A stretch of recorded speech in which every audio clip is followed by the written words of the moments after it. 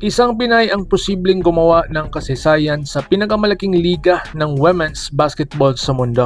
Pero handa na nga ba siya? Ang player na ito walang iba si Casey De La Rosa. Ang rising star ng Philippine women basketball ang pinag-uusapan ngayon kung kaya niyang pasukin ang WNBA matapos na undrafted si Vanessa De Jesus. Discrimination ba o may tsansa? Kung trip mo po ang nitong content, paiwan ng follow at pa-subscribe na din. Tara po, simulan na natin.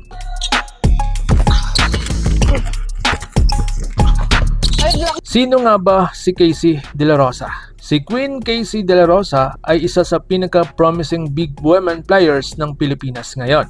May height, may skills, at basketball IQ na kung saan kompleto Ricardo. Dominante siya sa local leagues lalo na sa UAAP kung saan pinakita niya na kaya niyang mag-lead at magdala ng team. Pero sapat na ba yon para sa international stage? Ang WNBA ay hindi basta-bastang liga. Dito po naglalaro ang mga pinakamagagaling na atletang babae sa buong mundo na kung saan malalakas, mas mabibilis at mas sobrang skilled. Hindi lang talent ang labanan dito kundi experience, physicality at mental toughness. Kasama na din ang backer.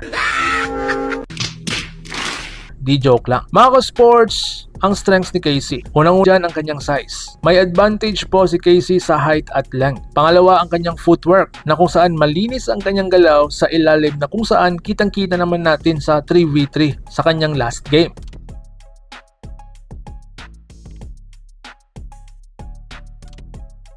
Pangatlo ang kanyang depensa. Kayang-kaya niyang mag-protect ng rim na kung saan obvious na kaya niyang dinepensahan yung mga Aussie sa 3v3 nila.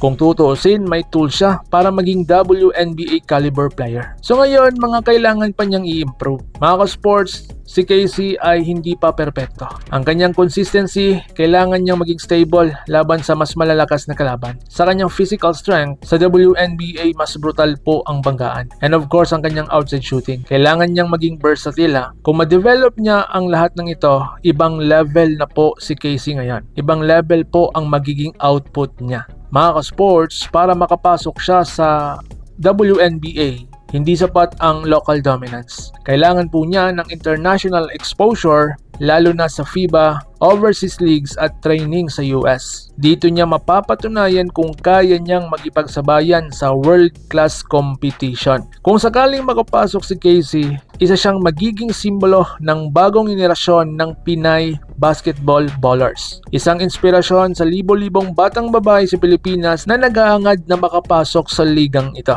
Isang pangalan na magdadala ng bandera ng ating inang bayan sa buong mundo. Pero sa ngayon mga ka-sports, handa na nga ba talaga si Casey De La Rosa sa WNBA? O kailangan pa niya ng konting panahon para mas humasa? Comment down below kung sa tingin nyo ba na kaya na niya. Like, subscribe at hit ang notification bell para sa mas marami pang basketball content. So paano?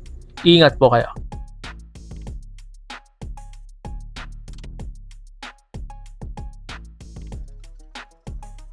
Mga ka-sports, kung hilig ninyong bumili ng mga Gilas jersey, Gilas accessories at mga gamit na pang basketball habang nanonood po kayo sa aking mga videos, kindly check this basket on this lower part ng ating video at magpa-pop up yung ating mga items sa gilid. Mga legit po yung mga items dyan and see to it po na makabili po kayo ahead of time kasi meron po yung mga discounts and mga promos depende po sa seller. And also, kunting suporta din as a content creator po. Salamat!